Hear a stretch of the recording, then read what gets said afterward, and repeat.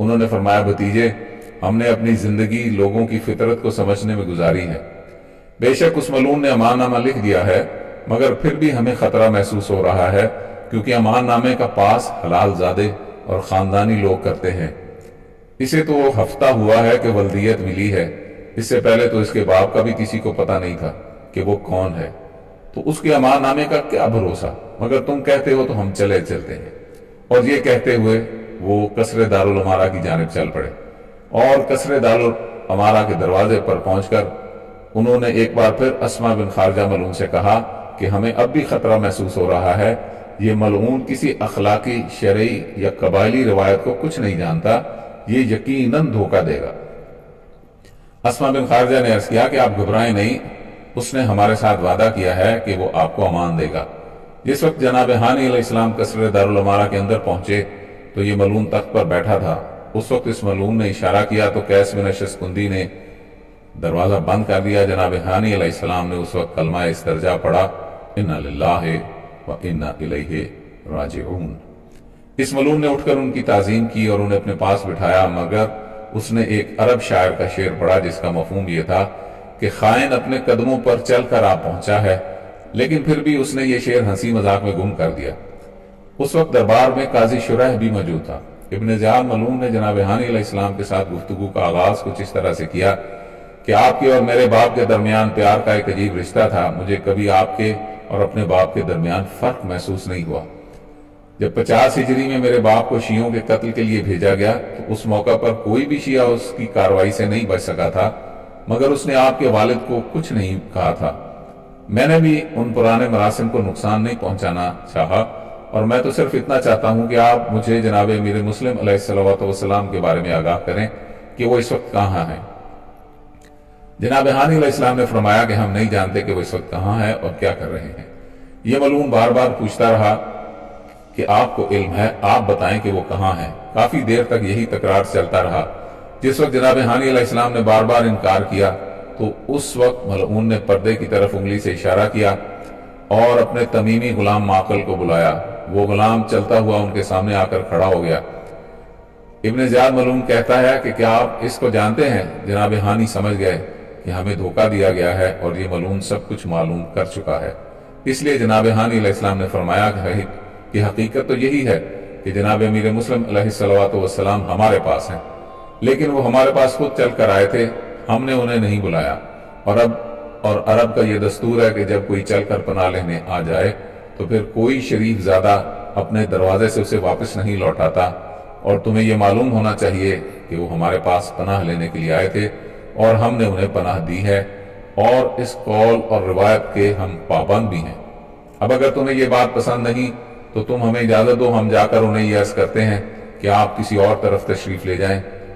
ہاں، جب وہ ہمارے گھر سے تشریف لے جائیں تو پھر تم بے شک انہیں گرفتار کر لینا۔ یہ ملعون کہتا ہے کہ پہلے آپ کا بیان کچھ اور تھا اور اب کچھ اور ہے، اس لیے اب میں آپ کی کسی بات پر اعتبار نہیں کر سکتا۔ اب آپ جناب امیر مسلم علیہ السلام کو ہمارے حوالے کر دیں۔ جناب ہانی علیہ السلام فرماتے ہیں، وہ ملعون، تمہیں علم ہے کہ مجیر جراد عربوں کا ایک آئیڈیل انسان تھا۔ اس کا ایک واقعہ ہے کہ اس کے خیمے کے قریب رات کو ٹڈی دل اتری تھی۔ صبح کو عربی لوگ اسے مارنے آئے تو اسے مجیر جراد نے انہیں وہ ٹڈی دل مارنے نہ دی، کیونکہ ٹڈی دل نے آ کر اس کی پناہ لی تھی اور اس نے اپنی جان پر کھیل کر اس مکڑی کو بچایا تھا، اور میں وہ روایت توڑوں گا نہیں۔ تو کیا تو یہ چاہتا ہے کہ میں بھی آل رسول کو گرفتار کروا دوں؟ یہ ناممکن ہے۔ وہ ملعون کہتا ہے کہ میں کسی روایت کا پابند نہیں ہوں، مجھے صرف یہ بتاؤ کہ جناب امیر مسلم علیہ السلام اس وقت کہاں ہیں۔ یہاں جناب ہانی علیہ السلام نے اپنا وہ مشہور فقرہ ارشاد فرمایا جس سے ان کے ایک کامل سردار ہونے کا ثبوت ملتا ہے۔ انہوں نے فرمایا، وہ ملعون ازل، اب تک ہم حالات کو خراب ہونے سے بچانے کی کوشش کرتے رہے ہیں، اور اب ہم اس نتیجے پر پہنچے ہیں کہ ہم حالات کو خراب ہونے سے اس وقت تک نہیں بچا سکتے جب تک ہم اپنی خاندانی روایات اور اخلاقیات سے دستبردار نہ ہو جائیں، اور ہمارے لیے موت آسان ہے مگر اپنی خاندانی روایات اور اخلاقیات کو چھوڑنا بہت مشکل ہے۔ اب تم سوال کرو اور ہم سے جواب لو، تم نے پوچھا ہے نا کہ جناب امیر مسلم علیہ الصلوۃ والسلام کہاں ہیں، تو پھر سن لو، اگر جناب مسلم علیہ الصلوۃ والسلام کے کسی ایک مددگار کا کوئی ایک بال بھی ہمارے قدموں کے نیچے چھپا ہوا ہو تو ہم خود شہید ہو جائیں گے، مگر اپنا قدم نہیں ہٹائیں گے۔ تم کسی غلط فہمی میں مبتلا ہو کہ ہم شہنشاہ کربلا علیہ الصلوۃ والسلام کے پاک وکیل کو تمہارے حوالے کر دیں گے۔ جناب امیر مسلم علیہ الصلوۃ والسلام کے بارے میں ہمیں سب کچھ معلوم ہے، مگر تم ہم سے کچھ نہیں پوچھ سکو گے کہ وہ اس وقت کہاں ہیں، کیا کر رہے ہیں، اور آئندہ ان کا ارادہ کیا ہے۔ اس وقت یہ ملعون ازل اٹھ کر کھڑا ہو گیا اور اس نے حکم دیا کہ ان پر تشدد کرو، مگر اس وقت تک شہید نہیں کرنا جب تک کہ جناب امیر مسلم علیہ الصلوۃ والسلام کے بارے میں سب کچھ بتا نہ دے۔ ظالم کے فوجیوں نے گھیرے میں لے کر ان پر تشدد شروع کیا۔ اس وقت اسما بن خارجہ اور عمر بن حجاج نے شور مچایا کہ انہیں تو ہم حفاظت کا وعدہ کر کے لائے تھے اور تم نے امان نامہ بھی لکھ کر دیا تھا۔ اس وقت ابن زیاد ملعون نے گرج کر کہا، اگر تم خاموش نہ ہوئے تو میں تمہاری بھی گردن اڑا دوں گا، خاموش ہو جاؤ۔ اس پر وہ دونوں خاموش ہو گئے۔ بروایت دیگر ان دونوں کو لات مکے مار کر قصر دارالعمارہ سے باہر نکال دیا گیا۔ جس وقت جناب ہانی علیہ السلام تنہا رہ گئے تو اس وقت ظالموں نے ان پر بے پناہ ظلم کیا، مگر جناب ہانی علیہ السلام ایک ہی بات فرماتے رہے کہ ہم شہادت کے منتظر ہیں، تم ہمارے جواب کا انتظار نہ کرو۔ جس وقت جناب ہانی علیہ السلام قصر دارالعمارہ میں گئے تو اس وقت کئی لوگ یہ ماجرا دیکھ رہے تھے اور انہیں محسوس ہوا کہ جناب ہانی علیہ السلام خوشی پر رضا نہیں جا رہے بلکہ انہیں مجبور کر کے لے جایا جا رہا ہے اور شاید ان پر کوئی مشکل آنے والی ہے۔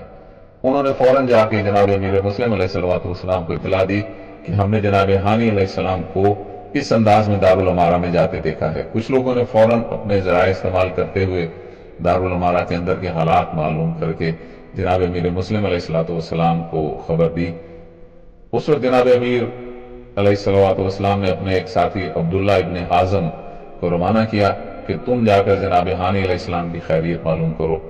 یہ عبداللہ ابن حازم وہ شخصیت ہیں جنہوں نے کوفہ میں تو جناب امیر مسلم علیہ الصلوۃ والسلام کی نصرت نہیں کی اور نہ ہی کربلا میں نصرت کر سکے، مگر لشکر توابین کے ساتھ شامل ہو کر انہوں نے جناب سلیمان بن سرد خزائی علیہ السلام کے ساتھ مل کر نصرت کی تھی۔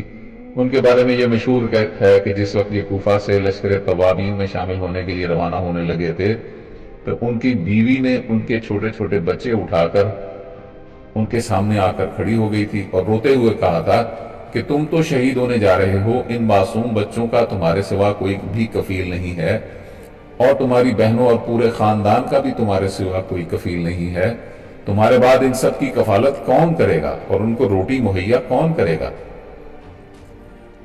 انہوں نے فرمایا تھا کہ مجھ سے پہلے بھی اسی خیال کی وجہ سے غلطی ہوئی اور 2 بار غلطی کر چکا ہوں، اب میں دنیا کے اس دھوکے میں نہیں آؤں گا، کیونکہ پہلے بھی میں کفر کی منزل پر پہنچ گیا تھا۔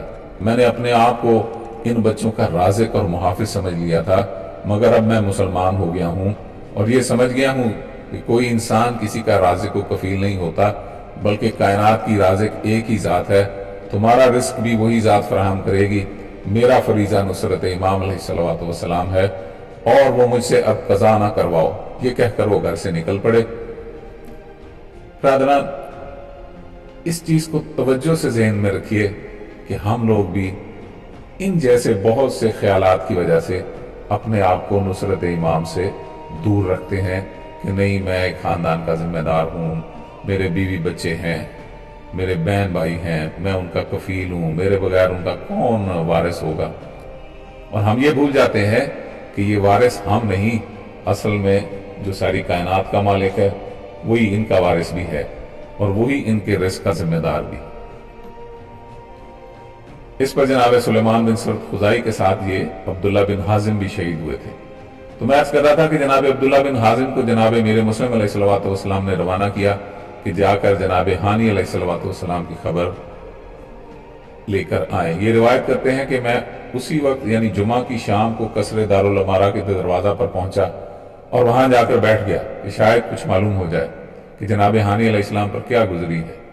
جس وقت سورج غروب ہوا تو میں نے دیکھا کہ جناب ہانی علیہ السلام کو زخمی حالت میں ایک سواری پر سوار کر کے محل سے کسی اور جانب منتقل کیا جا رہا تھا اور ان کی یہ حالت تھی کہ ان کے چہرے سے خون جاری تھا، ان کے ہونٹ پھٹے ہوئے تھے، رخساروں کا گوشت پھٹا ہوا تھا، ان کی سفید ریش خون کے ساتھ سرخ ہو چکی تھی، ان کی آنکھیں بند تھیں اور وہ آہستہ آہستہ آواز دے رہے تھے، واہ مزہجہ، واہ مزہجہ، ہائے میرا قبیلہ مزہج، ہائے میرا قبیلہ مزہج۔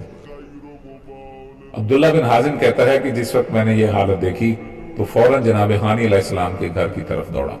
جس وقت میں ان کے محلے میں پہنچا تو اس وقت گلیوں میں عورتوں کو دیکھا جو واہ غربتا ہو کے بیان کر کے ماتم کرتی ہوئی انتہائی تکلیف دہ حالت میں ٹولیوں کی صورت میں ادھر سے ادھر آ جا رہی تھی۔ ہر گلی بیان کرتی ہوئی عورتوں سے پر تھی۔ جناب ہانی علیہ السلام کے گھر میں صف ماتم بچھی ہوئی تھی۔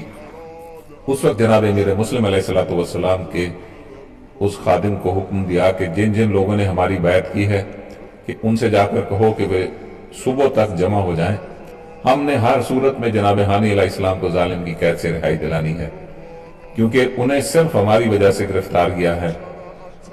یہ خادم رات کو ایک ایک کے گھر گیا، چند ایک لوگوں نے مدد کرنے کی حامی بھری، اس نے آ کر ساری صورتحال بتا دی۔ جناب امیر مسلم علیہ السلام نے ہفتہ کی رات کو خود اتمام حجت کے لیے کوفیوں کے گھروں میں جانے کا پروگرام بنایا اور خود اربائے کوفہ میں تشریف لے گئے۔ اس وقت کوفہ 4 حصوں میں تقسیم کیا جاتا تھا اور ان 4 حصوں میں جناب مسلم علیہ السلام خود تشریف لے گئے۔ سب کو آگاہ فرمایا کہ کل ہم نے جناب ہانی علیہ السلام کو رہا کروانا ہے، ہم قصر دارالامارہ پر حملہ کریں گے، تم لوگوں نے ضرور آنا ہے۔ یہ 6 ذوالحجہ ہفتہ کی رات کا واقعہ ہے کہ جس وقت انہوں نے کوفہ کے مختلف محلوں کا دورہ فرمایا تھا۔ جناب امیر مسلم علیہ السلام اپنے انصار کو 6 ذوالحجہ ہفتہ کی صبح کو قصر دارالامارہ کے گرد جمع ہونے کا حکم دیا تھا، مگر لوگ بہت کم تعداد میں شامل ہوئے اور جنہوں نے شرکت کرنے کا وعدہ کیا تھا وہ بھی زیادہ تر مرادی تھے، یعنی جناب ہانی کے قبیلے کے لوگ تھے۔ جناب امیر مسلم علیہ السلام نے انہیں جنگ کا شعار یہ دیا تھا، یا منصور و امت امت۔ یہاں یہ بھی وضاحت کرتا چلوں کہ جنگ کے دوران دوست اور دشمن کی پہچان کرنا مشکل ہو جاتا ہے، اس لیے اس زمانے میں جنگ کے لیے